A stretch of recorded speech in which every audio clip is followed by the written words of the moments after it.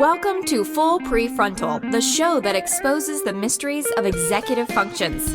This show is a collection of conversations about the role of the prefrontal cortex, which impacts your focus, planning, problem-solving, emotional balance, and independence. These conversations will introduce mental tools that will empower you to shift your mindset for a successful life. And now, here's your host, Sucheta Kamath. All right, welcome back to Full Prefrontal. I am here with our host, Sucheta Kamath. Good morning, my friend. Kick us off. What's in store today? Here's the story of Maddie and her transition from high school to college. Mr. Smith is a high school history teacher. He requires that his juniors keep a weekly journal in his class. Right after the midterms, it becomes apparent that Maddie's class average has gone down from an A to B-. And the main reason for that is for each weekly entry, her class journal barely has more than a few sentences in it. Parents, of course, are outraged. They take the matters all the way to the principal. In their eyes, the B- would ruin Maddie's chances of getting into the right college for her. After many meetings and even eventual big meetings, the mother intervenes and proceeds to tell Mr. Smith the reason Maddie is not doing her journal assignment because she finds it boring. And after much considerations, principal, the learning support teacher, counselors, and Mr. Smith come to agree that they are going to let Maddie do extra assignment and turn it in, and her class average will go up from an A to a B. Maddie's class average would go from a B to an A. After several mini meetings and eventually a big meeting, the mother intercepts and talks to the counselors, advisors, learning specialists, teachers, and principal together and proceeds to tell Mr. Smith that Maddie is not writing in her journal primarily because she finds that exercise boring. And as you can imagine, with this forceful beast called mom, the teacher gives up and special accommodations or adjustments are made, and Maddie is allowed to bring her class average from a B- to an A. So one would think the story ends there. No, let's fast forward. Now Maddie is a sophomore in college. One fabulous fall Sunday afternoon, Maddie's laptop freezes. She could have easily taken to a few people on her floor who are tech savvy. She could have called Apple support. She could have even reached out to the IT guys that are permanently stationed in the student center. But no, she doesn't do any of that. Instead, she calls her mother, who literally is on the opposite coast. And when she calls, she obviously is in panic, and which makes her mom get in a panic. And the mother proceeds to call the laptop manufacturers. She calls the TA for which Maddie is preparing a paper and asks for an extension. So the question is, what went wrong here? What I find that executive dysfunction looks like this. It starts with students' inability to understand the importance and value of a simple task such as write a journal entry. And when the student fails to understand the importance and value, she doesn't comply with it. When she doesn't comply with it, the parents who are genuinely relying on good faith understanding of the student's understanding of the assignment and hope that she will complete the assignment with prodding and coaching. And when she doesn't do that, they are left to take a step. And in Maddie's case, Maddie's mother just turned out to be a terror. She went all the way up the ranking, and she maneuvered and manipulated and intercepted to help success happen. But what we do know that success is short-lasting, because what Maddie failed to learn is how to make herself do. How to make things happen for herself by taking care of her goals, taking care of actions, organizing herself, and solving problems for herself.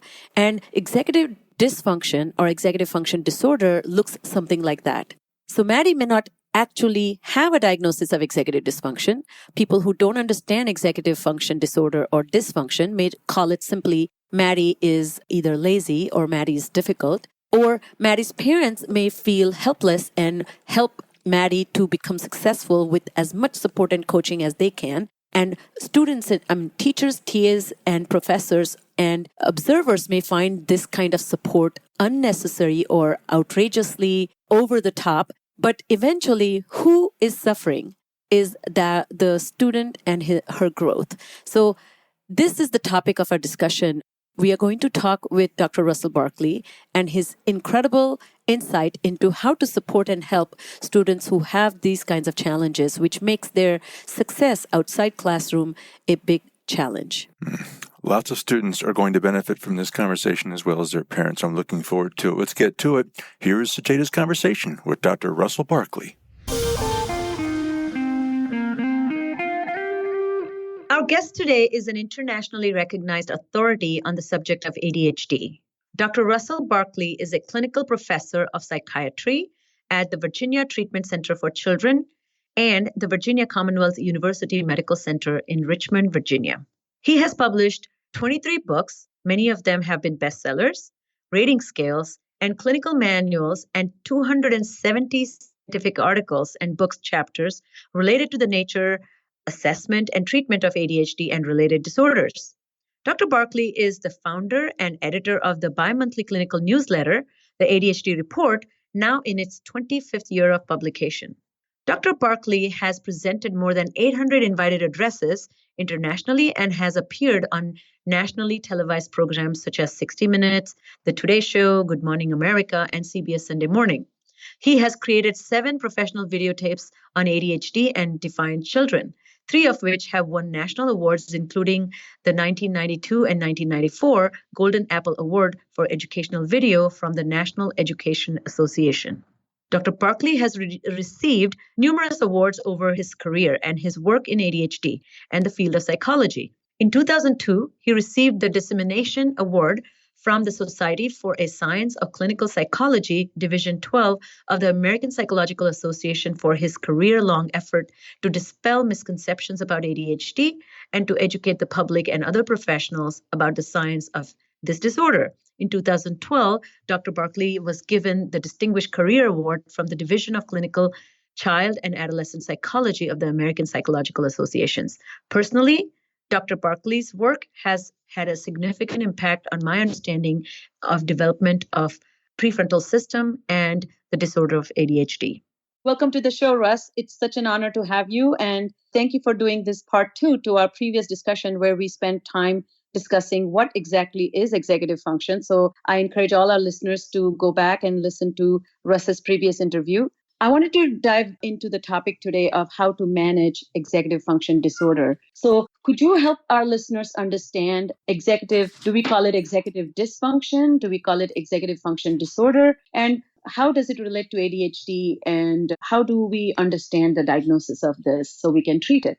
Great questions. As we discussed in the first part of this podcast, there was an effort to define executive functioning there as self-control. What are you doing to regulate your behavior? And there are 7 things that people do mentally to try to manage themselves in order to get to their goals, improve their future, and look after their welfare. And we talked about self-awareness, inhibition, visual imagery, talking to yourself, your mind's voice, the ability to manage your emotions, self-motivation, and planning and problem solving are the major executive abilities. And we also talked about the fact that although we use these together in sort of a symphonic arrangement and orchestrate them, the fact is they are separable, and you can have a deficit or an impairment in one or all of them. And all of those would be considered an executive function disorder or deficit. And we would call it a disorder if it reached a point where it was leading to harm or impairment in functioning in the environment. So you can be impaired in 1, 2, 3, or all 7. Now, when it comes to ADHD, attention deficit hyperactivity disorder, we think of ADHD as an executive disorder, or at least I do, because what makes it unique is it interferes to various degrees with all 7 of these executive functions. Whereas other disorders like autism or bipolar disorder, or even brain injury, if it's focal brain injury or localized, may interfere with only 1 or 2 of these and not all of them. But ADHD is a pervasive disorder of the brain's executive self-regulating system, essentially the prefrontal part of the brain. Got it. So help us understand you always recommend that don't focus too much on skills training, or rather don't put all your baskets in skills training, all your eggs in skills training basket. And you definitely encourage everybody to think about symptom reduction with the focus on preventing secondary harm. Can you tell us why you consider those factors important for managing executive function disorder? I do, because I think if you don't go back to these very basic ideas about what is executive functioning, you will choose the wrong strategies to try to ameliorate or rehabilitate the deficits. So I teach it this way, even to lay people. You can divide the brain into two pieces. The back part of the brain is where you learn knowledge and skills and store it. The front part of the brain is where you apply that knowledge in daily, social, effective performance. So the back part is knowledge, the front part is performance. The back part is knowing, the front part is doing.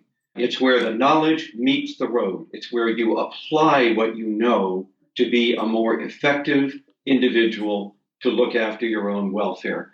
And so if you don't understand this difference, you may go down the road of trying to train people with executive deficits in skills and knowledge. You'll approach them as if they're stupid, as if they're ignorant, as if they don't know what they're doing. And if I will just show them how to do this, like I'll show them how to do time management, I'll show them how to organize their workspace. And having shared my deep knowledge of these strategies with them, I have solved the problem, because now they're no longer ignorant and they can go on their merry way and use the knowledge I have given them. But you would be sadly mistaken and you would fail, because the problem that people with executive deficits have is not in knowing what to do. It's in using what they know. It's in the doing of those strategies. So I can teach you time management, but you won't do time management. And that means then that in order to help someone with an executive disorder, you can't just review the skills to make sure they have them. I'm not saying not to do that. I'm just saying you might want to spend only 20% of your involvement in skill review. The other 80% needs to be redesigning the environment to help prompt them to use those strategies in the environment at the point of performance where it would be wise to do so, where it would be more effective to do so. So we want to help them perform the strategy and not just know the strategy. And yet most mental health professionals and rehabilitation people get caught up in the knowledge training, the knowledge transfer, the cognitive rehabilitation, and don't spend enough time on the generalization, on the performance side in the natural environment where these strategies need to be used. And if you don't put it there, these people aren't going to use that strategy at all, and you will have failed. But you'll be blaming them for the failure, because after all, you did what you thought was your job. You taught them the knowledge. And if they don't want to do it well, that's their problem. They must have some motivational problem, or they're just not committed to change, or you come up with some other flimsy or they're difficult people. Yeah, or they're difficult people. So you blame the victim for their inability to use the skills you gave them when the fault is yours. I have found two essential processes that really can circumvent that. Number one is experiential training. That means allow the patient or client or student to experience the process of application skills in the context. So artificially creating context where they can actually would need to adapt their learning. So not teaching the learning and making a lecture-based learning, or as you said, transfer knowledge. And the second part I have found it very effective is error analysis training. That means looking at errors of somebody else, either the videos or recordings of somebody, or actually paper pencil errors, and evaluating errors from a perspective of somebody else. And I have found those two tools really strongly helpful for these ADHD population. What do you think about that sort of training? I think those are great ideas because, first of all, you're looking at self-monitoring. I mean, video self-modeling is now being used with autistic children, and I think it should be used with ADHD individuals as well because of its improvement in self-awareness. And so it doesn't have to be just watching others. You can actually video the person as they perform and then Absolutely. review that video as well. The only thing I would add to that would be to make sure you pay attention to generalizing from the training environment to the real ecology of their life. And that simply may be putting little prompts or cues or other little signs or sticky notes or something around them out there that simply prompts them to remember what you were working on with them in your training sessions. So I think that that's wonderful. I would just add that next step of how do I program the generalization of the training and the strategies that I'm doing. What I have found effective for that transfer and generalization is a very metacognitive training, awareness-based training where you keep data on yourself. So I have developed a very detailed planning process, planning tool that acts as a data keeping tool for where the goals are created for self. And then during the day, the client is recommended to review the goals for self and then have some type of tally, like Benjamin Franklin used to call end of the day learning, EOD, I think, and having the patients do that or clients do that at the end of the day, kind of take an inventory. This habit, again, as you know, many people do not have. So even kind of prompting them to inculcate this habit and creating either video prompt for self or audio recording of self to be transferred or submitted through website that I have created really, really helps. Yes, you have to do it over and over and over again in order to instill it into the automatic brain. Another distinction that people fail to make, and it's an important one, we talked about the back part of the brain as knowledge, the front part of the brain is performance, but we also need to make the distinction that Danny Kahneman made in his best-selling book 2 years ago, Thinking Fast and Slow, that the executive brain is the slow brain. It's where we use our strategies to learn new ways of doing things. So it's the novel part of the brain. And the rest of the brain is the automatic brain. It's where we do things without even thinking because we've overlearned them. And following this way of thinking about executive functioning, it's very important that people, when they practice these executive strategies, practice them over and over and over and over again so that they move from the executive effortful brain down into the lower automatic brain and outside necessarily of that kind of consciousness. You just automatically do that in a situation. And that's how we learn anyway. But I think what you're doing here is very important at getting them to practice in that natural environment, using these strategies there at that point of performance. And then the more they do that, the more likely it is to be embedded into the automatic part of the brain instead of the thoughtful executive brain having to come online all the time and do this. And what I find, Russ, as you pointed out earlier, that motivation to make change, first of all, as you understand, is painful. And then if the change that needs to be made with the context of you in mind is even more painful. So what is the motivation to change yourself for those who have motivational deficit disorder? Can you help us understand a little bit about how the motivational wires are connected to executive functions? Sure. Well, first of all, we use a variety of our executive functions to motivate ourselves. So we use imagery, we visualize the goal, we visualize the reward, and that image in our mind often activates our brain's reward and motivational centers. We also talk to ourselves. We give ourselves self-encouragement, like a little locker room pep talk from a coach. And we say things to ourselves to enhance these images about our mastery, our self-efficacy, our ability to achieve that goal that we are trying to achieve. And we may describe the pleasure that we're going to experience when we get to the goal and we receive whatever the rewards are that we are seeking through performing that goal. So there are various ways that we use images and words directed at ourselves in order to motivate ourselves in situations where there's no external consequence for getting the work done. And by the way, that's about 80% of life,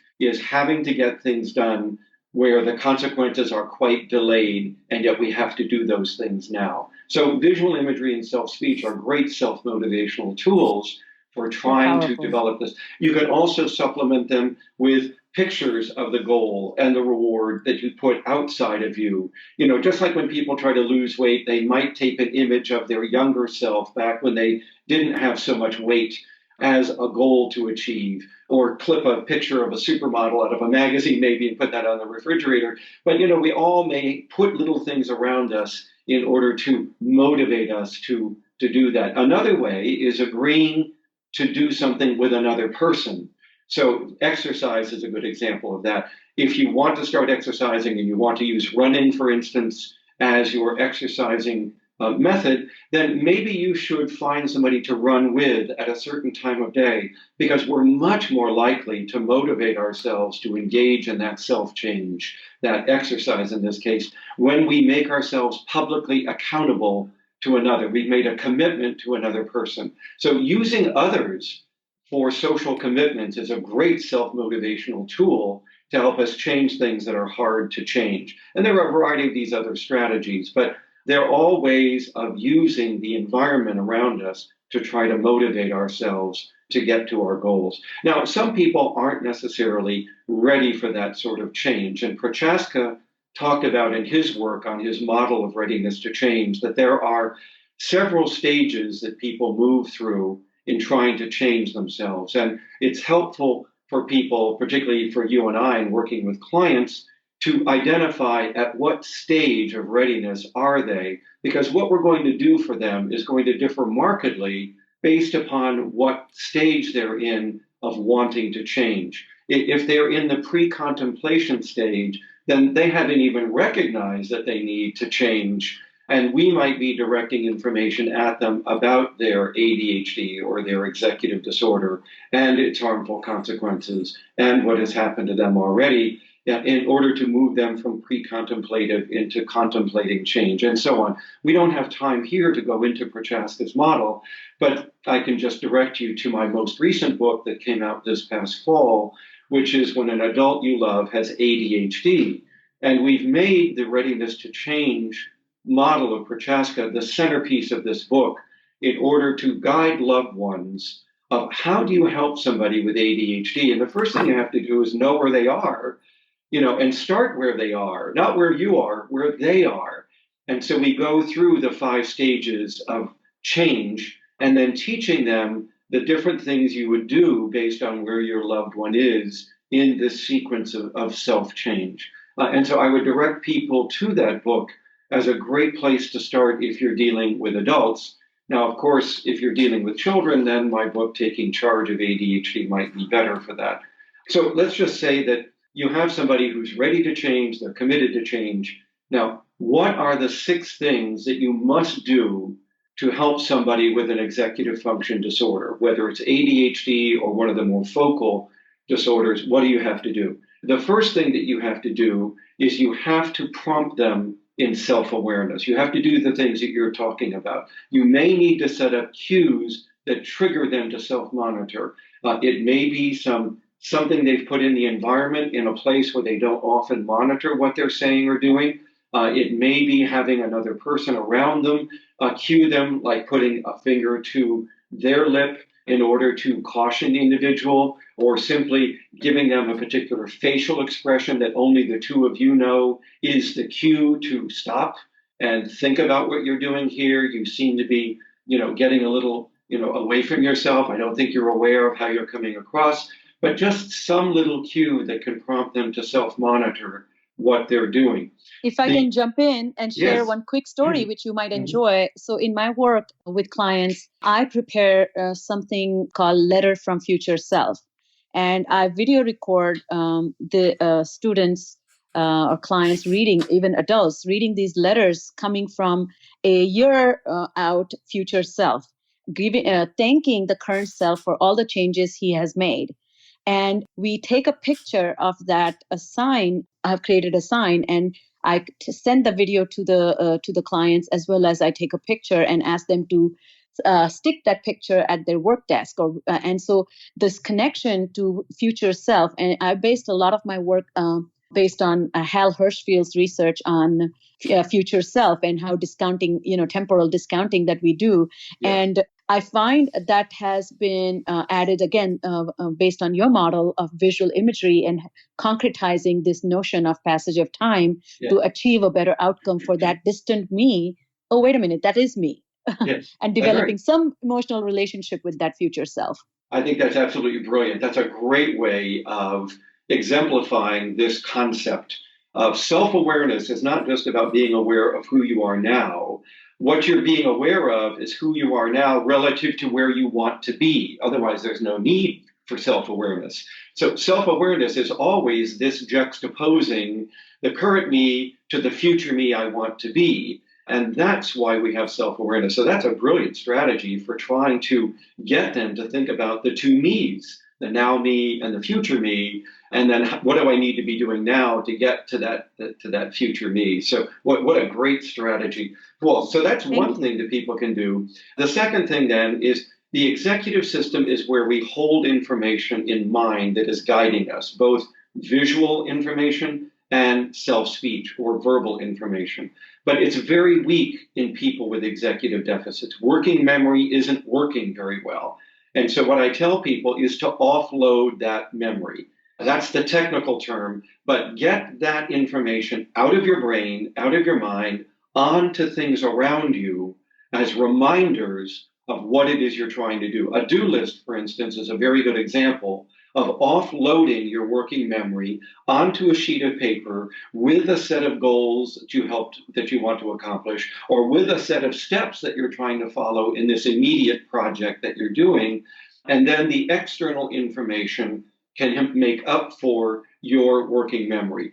Carrying a journal around with you, a very low-tech solution where you write down what you agree to do for others, or what they've asked you to do, or what your goals are today, and then referring to that journal in your pocket frequently throughout the day is another way of offloading working memory out of the defective working memory brain and onto some other technology, some other recording or storage system. And there are many, many ways to do this, from digital memory recording devices to, as I said, low tech, I think is even better, just sheets of paper, calendars, journals, week at a glance events, project accomplishment things that you find in these day planners. They're all simply ways of offloading your working memory in order to better control yourself. So that's the second thing you have to do. The third thing you have to do is make time real, make it physical, because people with executive deficits, especially ADHD people, have very serious problems with time and time management. And so having external clocks or timing devices around you when there's a time limit for getting things done is another strategy. In other words, again, you're offloading time out of the brain onto an external device of some kind that's going to show you your time interval.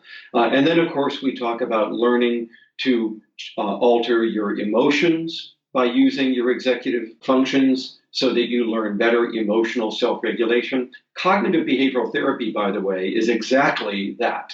It's where we teach people how to use their self-speech and their imagery to alter these emotions that they find so troubling, or to improve just their emotional self-regulation. And then we talk about, how do I self-motivate? Well, I create consequences for my work. I create artificial consequences. I make a promise to somebody that if I accomplish this goal, you and I will go to Starbucks. Or if I accomplish this goal, I'll allow myself that reward. And we put ourselves on these little self-reward programs in order to further our motivation. So there's a variety of things we do or can do to address each of these executive deficits. But as you pointed out at the beginning, there is a limit to this executive system. You need to think of it as a fuel tank that can be exhausted in your car. And we need to periodically be aware that we can sometimes overtax the executive system. And we need to give it a rest once in a while, especially when we're involved in extended projects, because the more we draw on it, the more we run out of fuel and then we fail. We don't have the self-control we had originally. So there's a variety of strategies people can use to try to do that. One is to work for a short time, take a break, work, break, so that you break up the work into smaller chunks with frequent breaks. The second is exercise. The third is using visual imagery and other devices to think about your goals and give yourself these pep talks. The fourth one is meditation. And the final one is making sure that you have had adequate nutrition, particularly little bits of glucose in your diet while you're working. I'm not talking about swallowing a 32-ounce Gatorade. We're talking here about sipping on sports drinks or other sugar-containing substances, just to make sure that you keep your blood glucose up, because your frontal lobe runs on glucose. And if you're getting low in your nutrition, that could also cause you to fail in your executive abilities. Yes.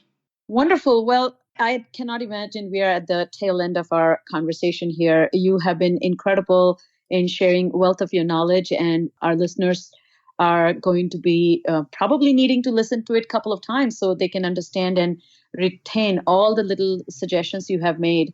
Before I let you go, Russ, should anyone have any questions or want to learn more about your work, where do they go? My website is the best place to start, which is russellbarkley.org. That's RussellBarkley.org.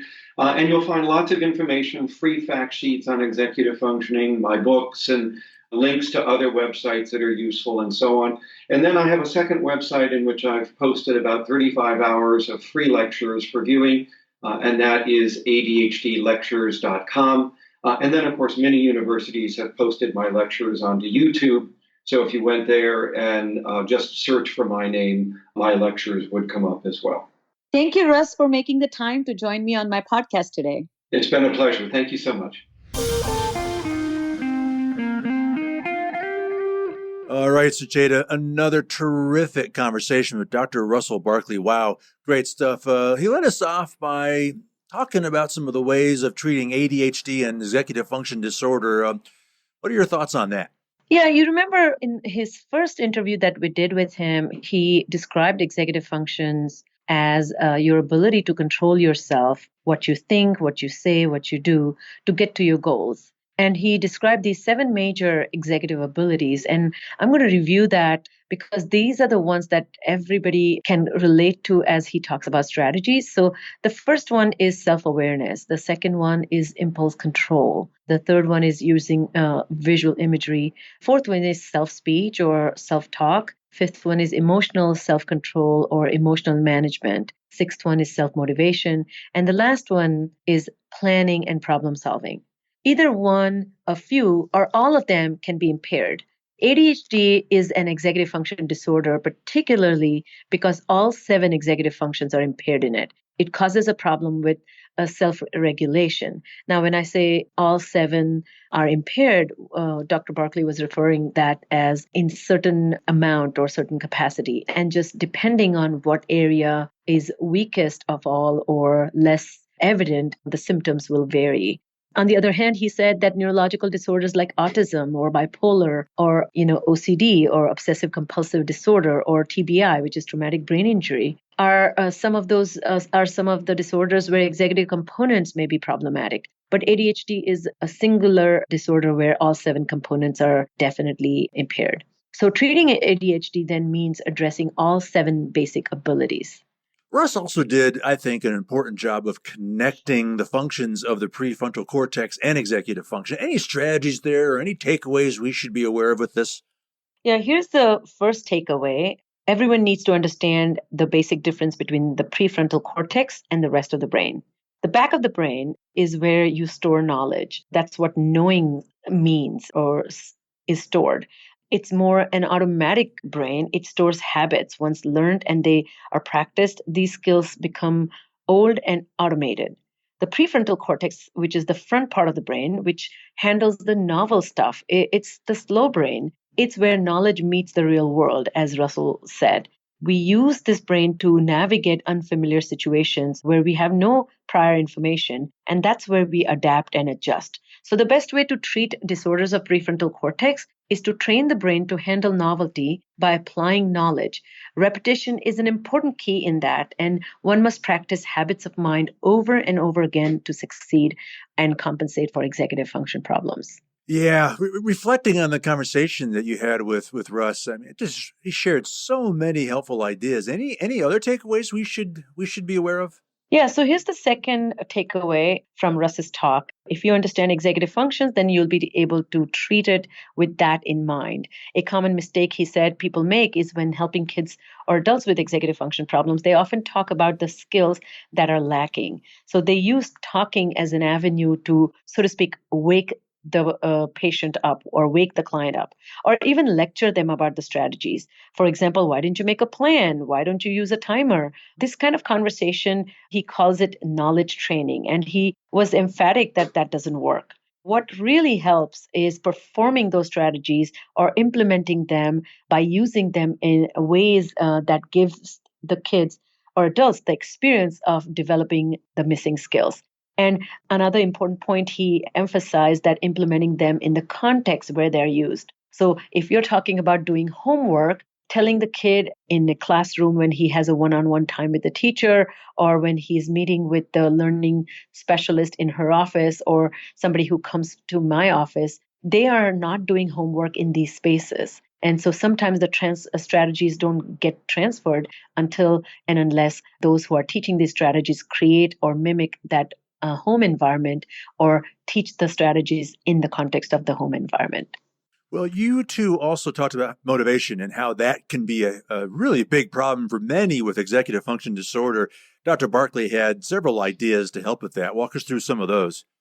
Certainly, in his third takeaway point, Russ talked about how we use a variety of executive functions to motivate ourselves. We direct images and words towards ourselves to get to our goals. We use visualization. We imagine the rewards for our hard work and our success. Sometimes that can be hard. So we use actual images or pictures to self-motivate. It's that picture of that polka dotted bikini that is hanging on your dresser mirror when it's November. So you're thinking about the summer and you're working, and the days you don't feel motivated or feel like going to exercise, you're using that actual picture of the polka dotted bikini to say, I must go to the gym. Secondly, we do self-talk. We use self-talk as a tool. We are preferably capable of giving ourselves a pep talk, like a little, coach, internal coach, and some encouragement we are able to offer. And he talked about that. And we also have the capacity to talk to ourselves about our self-efficacy and self-mastery. And these kinds of conversations directed towards inside a self can act as a motivational kind of bump, so to speak. As you can see, teaching visualization and self-talk are fundamentally essential for motivational management in ADHD, as Russ points out. Well, I'm also thinking about self-awareness, and Russ did talk about how self-awareness can be improved with self-prompting. Walk us through that. Oh, absolutely. His fourth takeaway was create prompts or cues for yourself. And for example, he talked about distributing prompts, which is like either little stickies or reminders or pictures or laminated sheets in environment where you are working or the place where your space where you live. This can really help in self-monitoring. That means, what am I supposed to do? Oh, wait, this is a clue. And am I doing it? Wait. Oh, I'm not doing it. So this kind of conversation can be had with those prompts that you have created to jog your memory. This also, he pointed out, that frees up mental space. So lots of thoughts about things that I need to take with me when I leave the house. And if I am holding on to them in my head, that I need to take like I did, a newly purchased microphone that came to the house, or I need to carry my lunch, or I need to take a gift card because after my office, I'm going to go shopping. So instead of having to hold on to all those things in your head, he recommended to either journal them or to create a do list. And these kinds of tools really, after repeated prompting, can improve your self-awareness, and then it can eventually affect your outcomes and impact your future self. Yeah, no, that was a fascinating part of the discussion. All right, so Sucheta, any final thoughts, any conclusions from this conversation with Dr. Barkley? Oh, yes, I truly feel the love he has for ADHD population and the service he has committed to. And what I gathered from this conversation is, don't treat people with ADHD as if they are incapable or stupid. Just because they are disorganized or late or don't remember to turn homework in doesn't mean that they cannot do the work. Resist the temptation to want to tell them what to do. Like, why don't you organize your binder? Why don't you set an alarm? Why don't you write it down next time? Instead, what really will help is practicing writing it or practicing setting the alarm, practicing the process of organizing the binder. So the ADHD person is not doing the most essential training principle, which is doing and experiencing rather than hearing and listening and understanding what needs to be done. There are a few more things that will strengthen executive functions with effortful work. And as the day progresses over time, self-control depletes. It just goes down for any average brain. And he had some interesting and simple ideas that can boost the self-control. And the first one that he said was exercise. Second, he said meditate. Third, he said, sip on sugary liquids. You don't have to guzzle down the whole can of soda, but even taking a few quick sips can boost the frontal lobe energy and bring it on and make it completely woken up. So all in all, I think executive functions can be managed. And what a great optimistic way of leaving us with his wisdom about executive function management. I could not agree with you more. Very powerful and very important conversation with Dr. Barkley. So, all right. That's all the time we have for today. On behalf of our host, Sucheta Kamath, and all of us at Cerebral Matters, thanks again for listening, and we look forward to seeing you next week on Full Prefrontal. Thank you for listening to Full Prefrontal, exposing the mysteries of executive functions. To contact our host, Sucheta Kamath, and learn more about her work on improving executive functions, visit her website at cerebralmatters.com. That's cerebralmatters.com. Tune in next week for the next informative episode of Full Prefrontal.